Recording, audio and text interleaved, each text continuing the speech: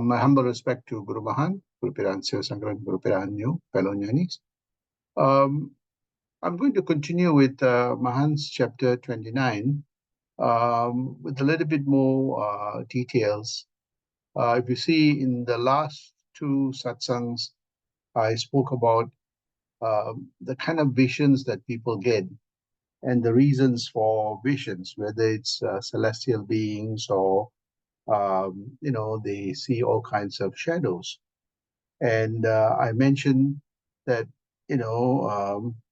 many a times when, we get very deep into spiritual practice or religious practice, um, note that everything that we do has an imprint on us, imprint on the brains, has an imprint on the chemical reactions in us that gives, positive or negative or, thoughts that are exciting and exuberant, thoughts that are not so exciting, and so on. So everything that we do has a change or transformation that takes place in us through the, chemical, stimulations that we get, the things that we think about, and all those things. So here, when we covered the last time, you see that what we visualize in our mind depends on several things: on the state of our body, how healthy the body is, state of our mind, how turbulent or how peaceful or how calm, the state of our intellect, how deep and wide to understand the changes that are happening in us, or sometimes our intellect is not sharp enough to be able to understand the things that are happening to us. We have not thought through it. We don't have a good comprehension of it, and everything seems very mystical. So these three layers have an impact on the kind of visual experiences that we have. When I spoke about why sometimes people visualize deities, gods, gurus, spiritual masters, being in a kind of a very nice celestial beings, or in a nice place where it seemed to be very, very spiritual and sublime. And there are also moments where, when the body is weak, when the mind is not in a very peaceful state, when the mind is thinking about negative things, when the mind is caught up with many conflicts, sometimes you see that there's a chemical reaction that happens in our mind, in our brain, that sometimes we visualize things. People have seen that they've seen shadows and they've seen all kinds of things which they cannot explain. The intellect is not there to explain. And I'll give you some examples later, my own experience over the last 2-3 weeks. So here, Mahan speaks about, fear sometimes causes us to visualize demons and shadows. At the same time, when we have a spiritual engagement with the guru or with our own prayers and our own meditation, sometimes it stimulates various visual experiences as though we are in the presence of that divinity or that deity. So I spoke about it in detail, that how though we are spiritual beings, we have been, kind of embodied with a body which is matter and energy, and whatever we do, it has chemical reactions in us that sometimes it leads to positive experiences and feelings, sometimes not so. So here Mahan speaks about how these, we need to understand this. So he also alludes to the fact that the enlightened people are not tormented by the celestial experiences, nor the shadows and the demons and so on, right? So he says they have a very good understanding of the state of their mind. They have full mastery of their mind. Hence, all this mysticism and mysteries do not impact them because they understand why this is happening. So, sometimes, many people have all kinds of feelings and experiences when they go to a graveyard. They probably heard a lot of stories about it and maybe watched movies, and that kind of imprints in their mind. And because they have not thought through this very carefully and they've believed those things, these stories without, careful analysis, you see that they are impacted by this. At the same time, sometimes you go to certain places of worship, they have heard of experiences, of appearances of, celestial beings and so on. And when they go to that places, they are expecting that, and in some cases, they experience it. So again, you see that the mind is prepared to experience what is already been, programmed or expectation that is, been there before one experiences this. So here he says that the disease and disease means mental challenges are caused by fear of the mind. And he says that, one should try to understand this. Understanding removes these fear. And when that fear is removed, you see that you're not impacted by these things. And I spoke about how he says that some people, they have this fearfulness built in them, and sometimes this is evolutionary. They have ancestral DNA that is passed, that they, have this fearful factors. Some of them inherit this, the ability to visualize things compared to ordinary people. And you see that, sometimes that's passed on through the DNA. So here Mahan talks about how do we become more enlightened? How do we, transform this mysticism and mystery through a intensive inquiry? And this is where the introspection, contemplation, reflection, and meditation is really important. And that's what today I want to, talk to you about. And I'll tell you an experience recently I had when I had to go for a surgery and had a general anesthetic. So Mahan, we spoke about why these states people experience in the last satsang. So here Mahan talks about how to transcend to a peaceful state.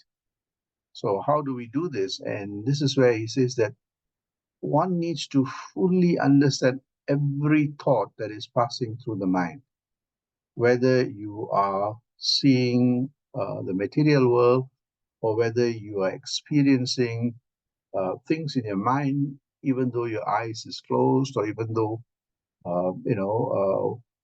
your external stimulation is not there, but you still are visualizing in your mind. And you also need to be able to look at every thought and say, is this real? Am I hallucinating? Why is this thought here? And you see that through this introspective lens, you would see, as I said, the spiritual compass speaks about both the using a spiritual, a scientific and logical lens to be able to understand, hey, I'm seeing something. Is this real? Right? And why am I seeing this? Is there a chemical change that is happening in me because I'm taking certain medication, or I've just gone through a general anesthetic? And when you go through general anesthetic, the chemicals in your brains are kind of scrambled, and sometimes it's firing in a way that we cognize things in our mind, and the chemical reactions are causing hallucination, similar to when people take psychedelic drugs and so on. So one needs to, so that though the mind is in a kind of a scrambled state, the intellect is still sharp to say, hey, these experiences are because of the changes that are happening in us, or the change in our chemical composition. So this introspection, contemplation, reflection, and meditation is very important to be able to overcome that mysticism or mystery of what we are seeing, what is real and unreal, to be able to say, okay, let me put the mind to rest, either in a meditative state or in sleep state, so that you are not impacted by this various thoughts. So this is very important. That's why meditation, this ICRM, is so important, because it really helps you to understand things that an ordinary mind have difficulty understanding. Well, as I said, even introspection, contemplation, reflection, and meditation changes the brain structure. As I said, everything that we do changes the brain structure. So if we are in a very negative environment, if we ourselves are very negative, we are among negative people, if we watch a lot of horror movies, and we are in that circumstance, that chemical reaction leads to that negative outcomes or the negative things in our mind. The same thing when we have a lot of this positive things that we do, we positively reinforce, you start getting those experiences. And in that same way, when we do a lot of introspection, contemplation, reflection, meditation, we're actually reducing the external stimulation in our mind, in our brains. And you see that there's a change in the brain structure that takes place. What does that mean? It's different from the first two cases I spoke about. When the mind, becomes, undertakes intensive ICRMS, you see that something interesting happens, that the mind is no more tormented by the continuous flow of that material thoughts. The mind becomes more peaceful, more sublime, a sense of quietude comes in, and something very interesting that happens in the brain, that the neural pathway now is relieved from all the thoughts. So the chemical, you see, when one understands something, it is because there's a chemical flow from one synapse to another. If that flow is not through, if the flow cannot make it to the other synapse, you sometimes cannot remember. So every thought has a chemical firing in our synapse. So when we cannot understand something, or when we forget something, that synaptic connection is not taking place, right? So, and you have continuous flow of thoughts, you see that the synapses are firing away, and after a while they get tired, right? So we forget things. But when our mind is quiet, when our mind is sublime, you see something very interesting happens, is that only thoughts that are profound passes through that synapse.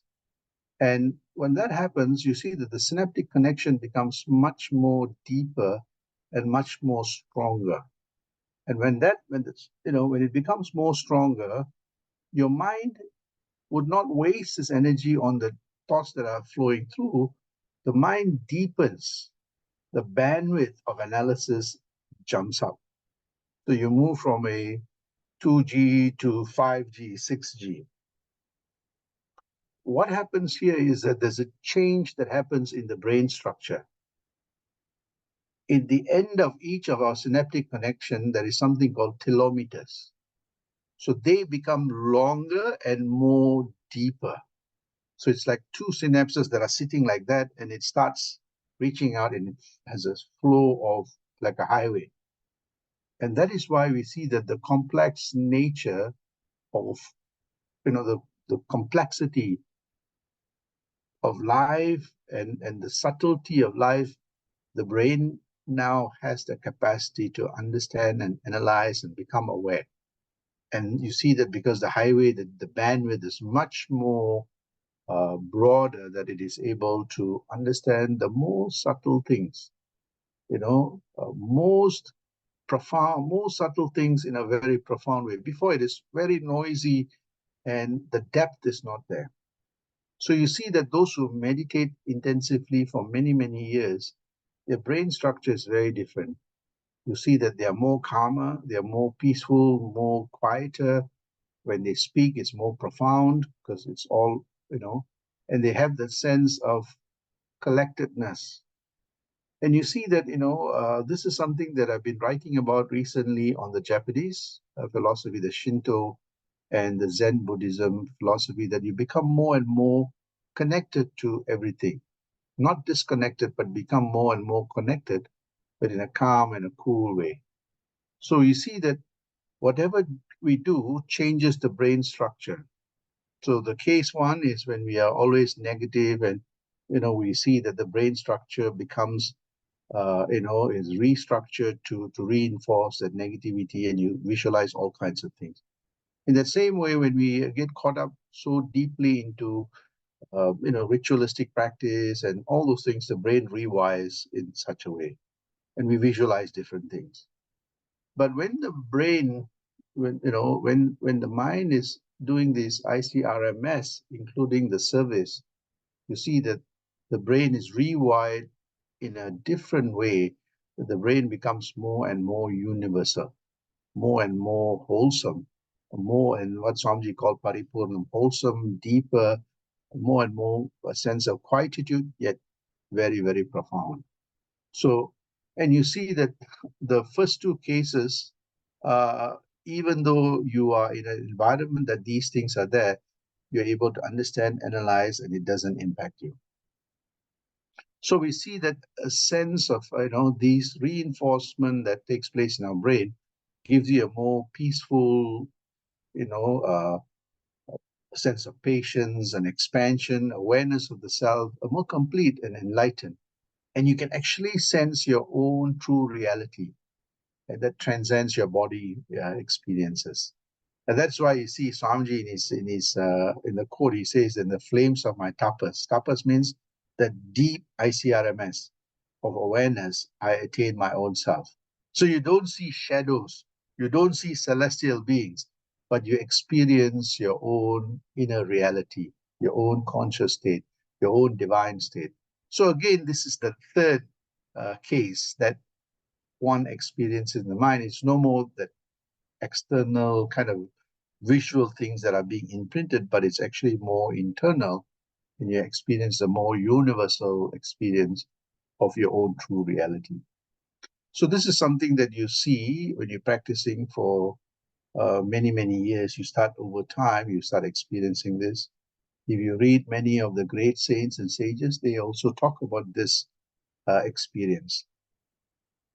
So we see that, this whole idea that where, when we have this notion of angels, we have this notion that the angels bring good messages and the goodness.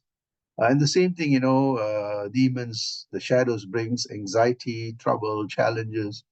And you see that, slowly, somebody says, yes, if your mind is rewired that way, that's what you're going to be seeing.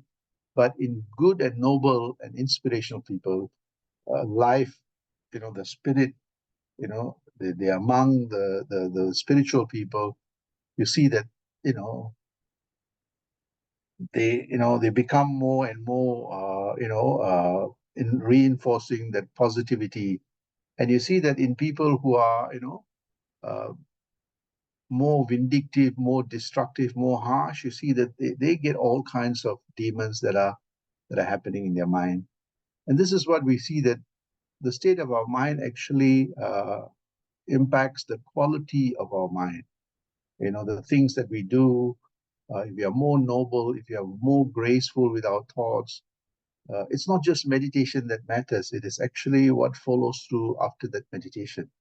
It is about the thoughts that we generate about the world we live in, the people, the nobility, the gracefulness of our words, the actions, And we see also that people who are harsh and vindictive, their mind is not settled. The quality of their life also is not so great. So again, there's a nice saying that, what we think, that is what we become. And if we think more noble, more universal, we see that, our mind actually embraces that more universal outlook of everything. So there is a beautiful feedback loop, the quality of our lives and the feedback loop of our thoughts, the words we utter, and also the actions that we undertake. So here are some examples of the state of mind, right? So of people, I like this cartoon by Grant Snyder, which shows that, when our mind is shrunken, we are very narrow in the way we look at things.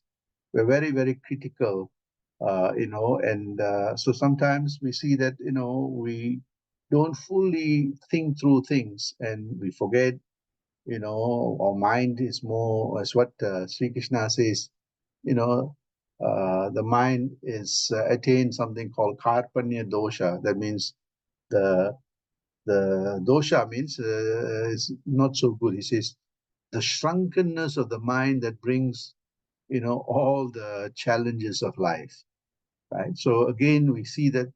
So you have the extremes of, this mindset. That's why, you want to see how well our meditation, is taking place. Look at the kind of thoughts that we generate on simple things, on people, on the things around us, right? So the same thing, there are people that are close-minded. They don't want to learn anything. They become more dogmatic, whether with their own religion or their own belief system. They don't want to learn. And you see that, that does not help them understand things in a much more broader way, right? The other thing is that here he captures about mind expanding, the mindfulness and the mind expanding to learn new things, becoming more and more open-minded. There are some people who are mindless. They don't think through what they do or don't think before they speak or do anything, or before they partake in anything. They don't think the steps that the outcomes. But one who's meditating, you see, they're always very calm, cool. In that calm and coolness, they have worked out how each thought will impact, the words and the actions. So here he captures the different state of human mind, and I'm sure all of us have gone through this, the different state. So the experiences that we have. There are times that we it's very interesting that we understand what that mindless is, and there are times that we have become mindless. We do things without thinking, and we get into trouble, right? And sometimes out of mind. Sometimes you do things that are really crazy, which is not logical. And sometimes it leads to eureka moments, new creative ideas, but sometimes you get yourself into trouble too. For example, the out of mind is that if you see Thomas Alva Edison, he told people, I'm going to put light in a glass. And nobody believed him. And he went for funding to support his research. Nobody wanted to fund him. And he burnt his lab almost more than 100 times, and yet he kept trying and trying. And one fine day, it worked out. He was able to, get the filament to heat up, and eventually we have the light bulbs. So we see that, sometimes out of mind experiences, that means the normal thing, they do something out of the extraordinary. Sometimes it can lead into trouble, and sometimes it will lead into new discoveries and new innovation. So a scientific approach will take it systematically to rule out that outcomes that may have adverse impact. But nevertheless, you see that, these are different states of mind. The other one is open-minded. You're willing to learn from everyone. And I think we see from Mahan's perspective, read widely, read deeply and take what is necessary for you. Take what is, what you understand and put it to practice. So we see that the magic doesn't take place outside. The magic actually takes place within our own mind. And if we can master the mind, we are able to overcome all the shadows, all the dark clouds.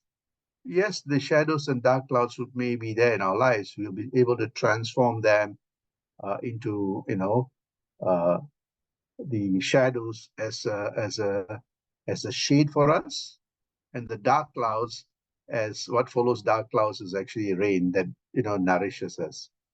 In that same way, when we have these beautiful celestial experiences, how do we use that to reinforce the beauty of life? So we see that, whatever the circumstances, Mahan and other great uh, masters have shown that how do we transform our mind to become more and more expanding, more and more universal. There are times that, life throws us lemons. Lemons is things that are not working well, things that are challenging, things that are makes our life difficult. So whenever we say we buy in the car market, when we say we buy a lemon, that means that you're buying a car that is, you don't know, but the car is faulty, the car has all kinds of problems. So Mahan would say, if you are given a lemon, the challenge is transform the lemon into lemonade, transform the lemon into a lemon cake or lemon custard. So even though, nature has given you a challenging moment or challenging, what we call a shorthand, how do we use it to essentially use the scars as a foundation to achieve the stars in our lives. So again, it's a different perspective of our human mind. So clearly there's a feedback loop. So there are times that we will be mindless. There are times that we are, small-minded. We continuously refine, continuously learn, continuously deepen. And you see that slowly, slowly, our quality of our life improves. As our quality of life improves, we have more time to think about things. We have more resources to utilize to be able to give us a much more deeper and much more broader understanding of life. And that feedback loop is continuous until, all stages of our lives, from youth to, middle age. And then, as we retire and we gracefully age, you see that our quality of life becomes better, even though the body is on a retreat. So slowly retreating, all kinds of ailments may show up, but your mind is strong to keep the body strong, keep the body healthy, and gracefully age until the body drops off in a natural way. So we see that, and you see that in that process, you understand your mind and no shadows, no mysteries that we have not unraveled. So the state of our mind, we always, I think most people want goodness in our lives, positive things to happen. But that positivity starts with us. The epicenter of that starts with us. All of us want a white knight to save us or an angel to help us. But Guru Sankaran and Mahan says, don't expect an angel, be the angel.